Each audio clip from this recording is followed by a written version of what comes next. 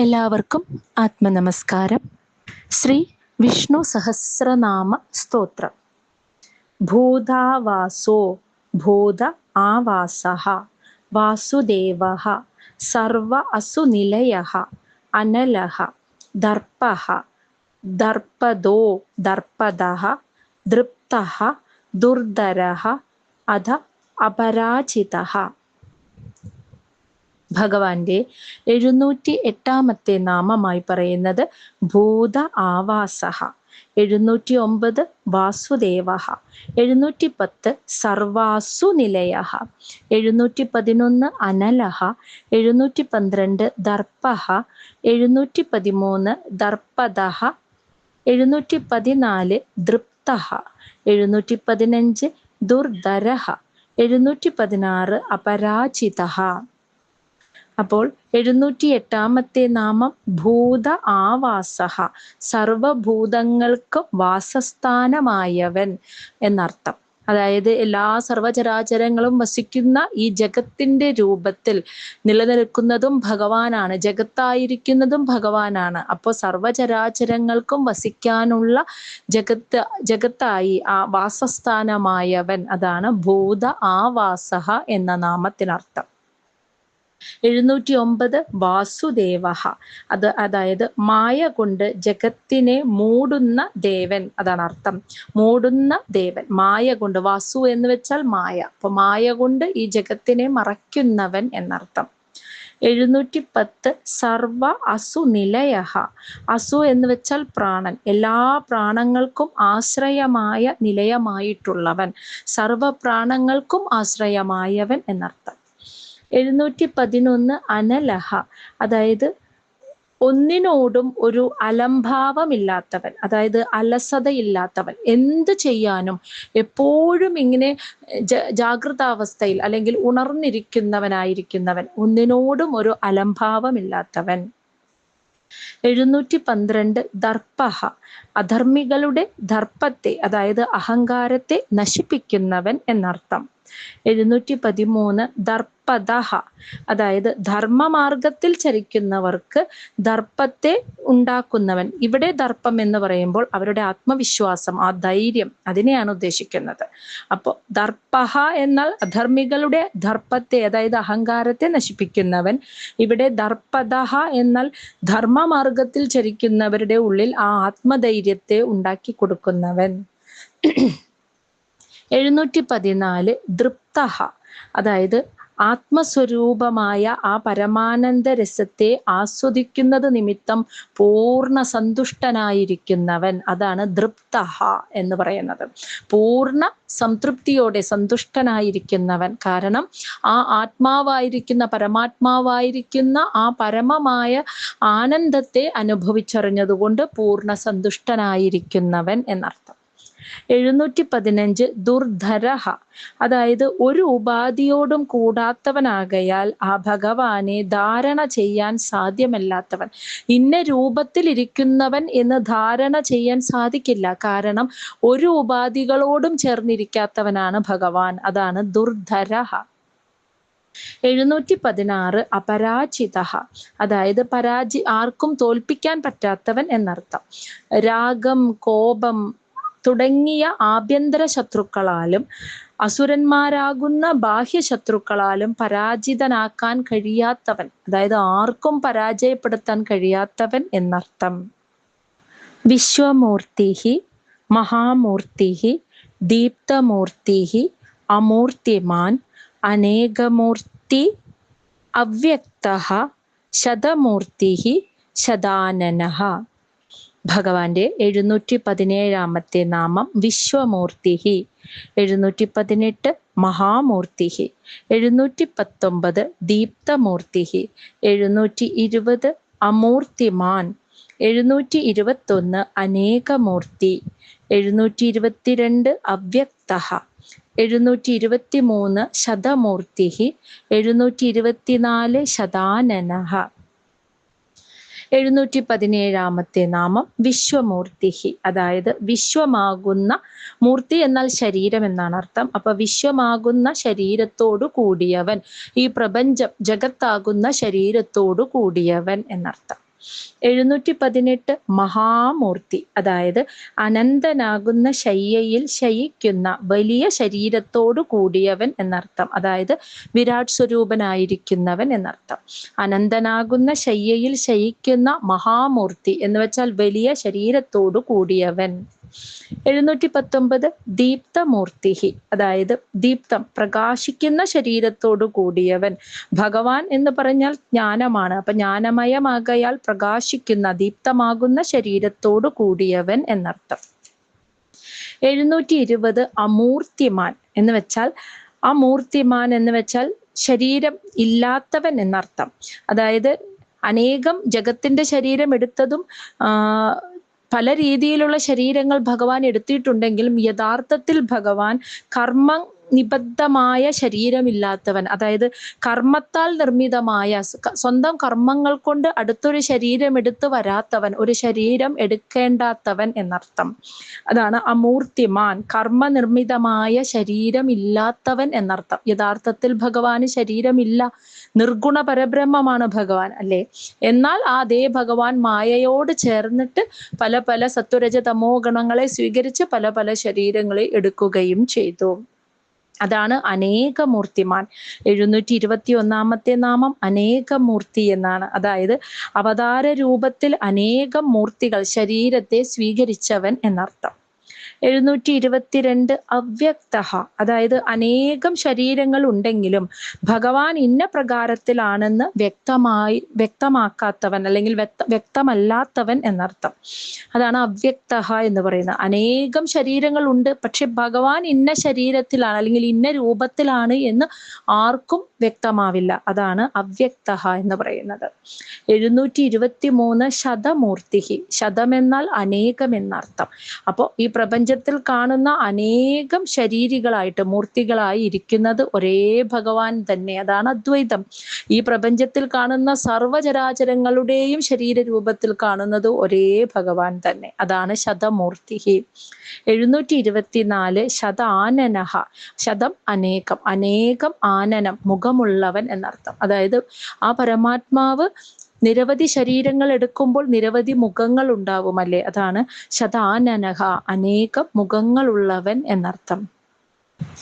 ഏകഃ ന ഏകഃ സവഃ കഃ കിം യത് തത് പദമനുത്തമം ലോകബന്ധുഃ ലോകനാഥഃ മാധവഃ ഭക്തവത്സലഃ.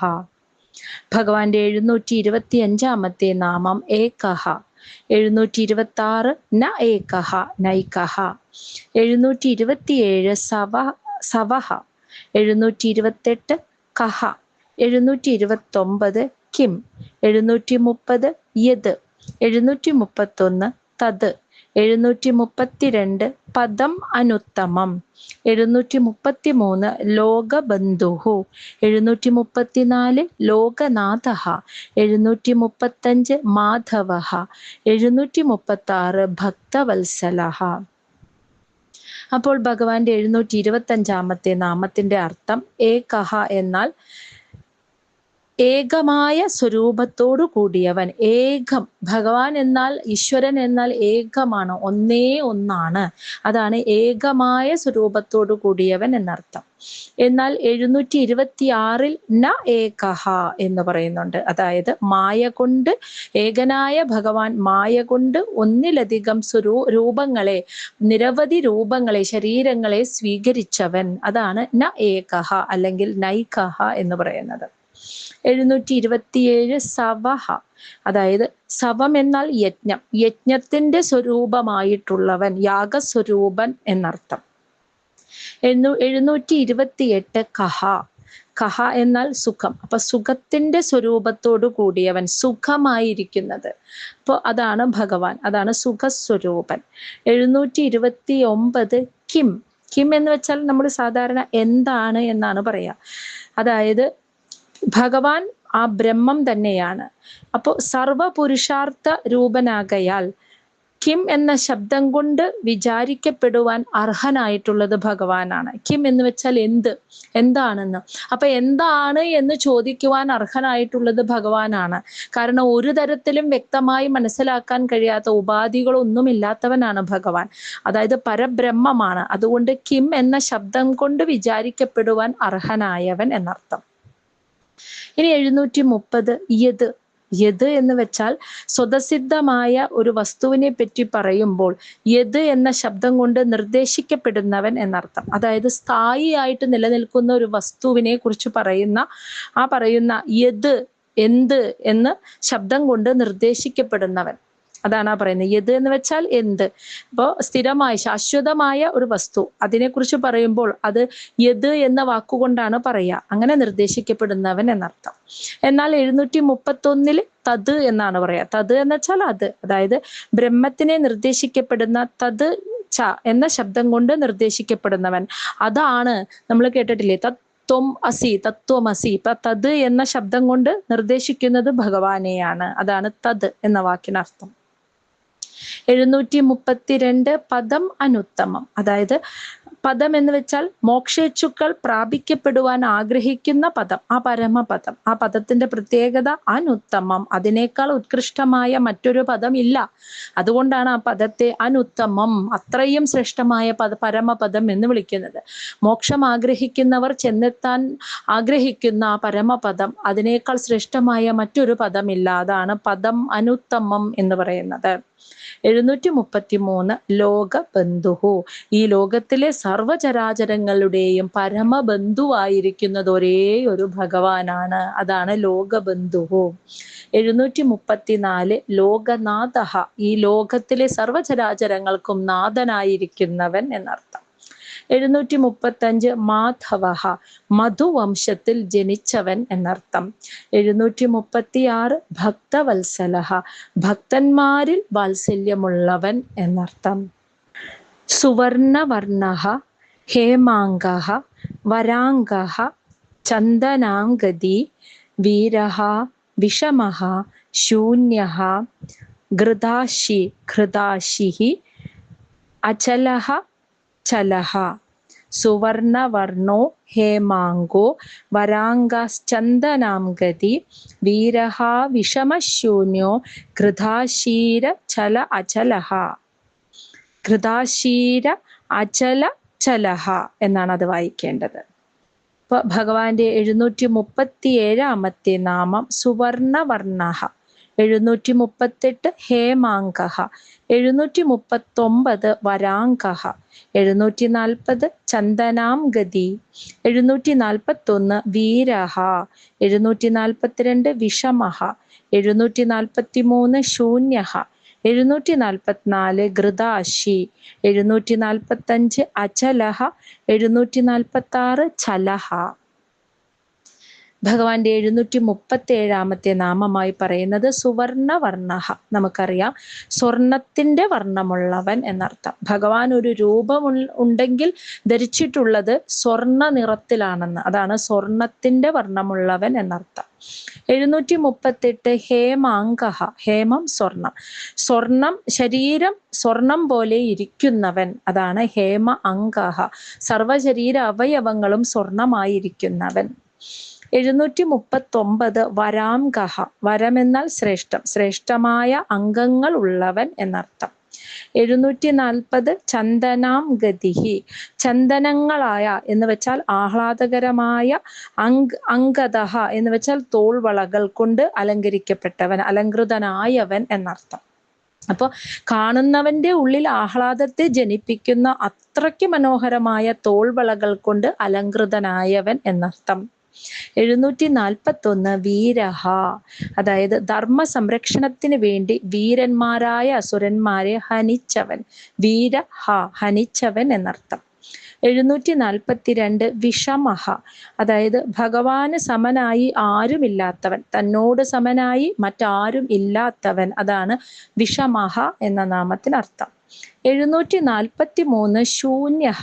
ഒരു വിധത്തിലുള്ള വിശേഷവും ഇല്ലാത്തവൻ എന്ന് വെച്ചാൽ ശൂന്യം, ഒന്നുമില്ലാത്തവൻ, അതാണ് ശൂന്യഃ. ഒരു വിധത്തിലുമുള്ള വിശേഷണങ്ങളും ഇല്ലാത്തവൻ എന്നർത്ഥം. 744 ഘൃതാശി. ഘൃതാശി എന്നാൽ ആശീർവാദങ്ങൾ, അതായത് ആശിസ്സുകൾ ഇല്ലാത്തവൻ എന്നർത്ഥം. ഭഗവാനാണ് എല്ലാവരെയും ആശീർവദിക്കുന്നത്. ഭഗവാന് ആരുടെയും ആശീർവാദം ആവശ്യമില്ല. അതാണ് ആശീർവാദങ്ങൾ ഇല്ലാത്തവൻ, ഘൃതാശി. 745 അചലഹ. അചലഹ എന്ന് വെച്ചാൽ തൻ്റെ സ്വരൂപത്തിൽ നിന്നും തൻ്റെ സാമർത്ഥ്യത്തിൽ നിന്നും തൻ്റെ ജ്ഞാനത്തിൽ നിന്നും ഒരിക്കലും വ്യതിചലിക്കാത്തവൻ, ചലിക്കാത്തവൻ. അതാണ് അചഞ്ചലമായി നിൽക്കുന്നവൻ, അചലഹ എന്ന നാമം. എന്നാൽ 746 ചലഹ എന്നും പറയുന്നു. അതായത് വായുവിൻ്റെ രൂപത്തിൽ സർവത്ര എല്ലായിടത്തും ചലിക്കുന്നവനായിരിക്കുന്നതും ഭഗവാൻ, ചലിക്കാത്തവനായിരിക്കുന്നതും ചലിക്കുന്നവനായിരിക്കുന്നതും ഭഗവാൻ തന്നെ. തൻ്റെ ആ യഥാർത്ഥ സ്വരൂപം, സാമർത്ഥ്യം, ജ്ഞാനം, അതിൽ നിന്നൊന്നും ചലിക്കാതെ ഉറച്ചു നിൽക്കുന്നവൻ ഭഗവാൻ. എന്നാൽ ഈ പ്രപഞ്ചം മുഴുവൻ വായുരൂപത്തിൽ ചലിക്കുന്നതും ഭഗവാൻ. അമാനി മാനദഃ മാന്യഃ ലോകസ്വാമി ത്രിലോകധൃക് സുമേധഃ മേധജഃ ധന്യഃ സത്യമേധഃ ധരാധരഃ. ഭഗവാന്റെ 747 നാമം അമാനി. 748 മാനദഃ. 749 മാന്യഃ. 750 ലോകസ്വാമി. 751 ത്രിലോകധൃക്. 752 സുമേധഃ. 753 മേധജഃ. 754 ധന്യഃ. 755 സത്യമേധഃ. 756 ധരാധരഃ. 747 നാമം അമാനി. അതായത് ശുദ്ധജ്ഞാന സ്വരൂപനാണ് ഭഗവാൻ. അതുകൊണ്ട് തന്നെ അമാനി എന്നാൽ ആത്മാഭിമാനം, ഞാനെന്ന ഭാവമില്ല. അപ്പൊ മാന അഭിമാന ചിന്തകളില്ലാത്തവൻ, ആത്മാഭിമാനമില്ലാത്തവൻ, മാനാഭിമാന ബോധമില്ലാത്തവൻ എന്നർത്ഥം. ഭഗവാൻ ജ്ഞാനസ്വരൂപമാണ്. അപ്പോൾ മാന അഭിമാന ബോധമില്ലാത്തവൻ. 748 മാനദഃ എന്നാൽ സർവരുടെ ഉള്ളിലും ഞാൻ ഇതാണ് എന്ന ഒരു മാനാഭിമാന ചിന്തയെ നൽകുന്നവൻ. എല്ലാവരുടെ ഉള്ളിലും ആത്മാഭിമാനം എന്ന ബോധം, ഞാൻ എന്ന ആത്മാഭിമാന ബോധം, മാനാഭിമാന ബോധത്തെ നൽകുന്നവൻ എന്നർത്ഥം. 749 മാന്യഃ അതായത് എല്ലാവരുടെയും ഈശ്വരനാകയാൽ എല്ലാവരാലും ബഹുമാനിക്കപ്പെടുന്നവൻ. അതാണ് മാന്യഃ എന്ന നാമത്തിന് അർത്ഥം. 750 നാമം ലോകസ്വാമി. 14 ലോകങ്ങളുടെയും സ്വാമി, ഈശ്വരനായിരിക്കുന്നവൻ. 751 ത്രിലോകധൃക് അതായത് 3 ലോകങ്ങളെയും ധരിക്കുന്നവൻ. ധൃക് എന്നാൽ ധരിക്കുന്നവൻ എന്നർത്ഥം. 752 സുമേധ അതായത് സുമേധ ശോഭനമായ, മേധ എന്നാൽ ബുദ്ധിശക്തി ഉള്ളവൻ എന്നർത്ഥം. 753 മേധജഃ. മേധജ, മേധ എന്നാൽ യാഗം, യാഗത്തിൽ നിന്ന് ജനിച്ചവൻ എന്നർത്ഥം. അതായത് അശ്വമേധം മുതലായ യാഗങ്ങൾ നടത്തുമ്പോൾ ആ യാഗത്തിന്റെ ഫലമായി ഭഗവാൻ അവിടെ പ്രത്യക്ഷപ്പെടുകയാണ് ചെയ്യുക. അപ്പൊ യാഗത്തിൽ വെച്ച്, യാഗത്തിന്റെ ഒടുവിൽ പ്രത്യക്ഷപ്പെടുന്നവൻ എന്നർത്ഥത്തിൽ യാഗത്തിൽ നിന്നും ജനിച്ചവൻ എന്ന് പറയുന്നു. 754 ധന്യഃ. ധന്യൻ എന്നാൽ കൃതാർത്ഥനായവൻ, എല്ലാം സ്വീകരിച്ച് കൃതാർത്ഥനായവൻ, ഇനിയൊന്നും ഇവിടെ നിന്ന് നേടാനില്ലാത്തവൻ എന്നർത്ഥം. 755 സത്യമേധാഹ.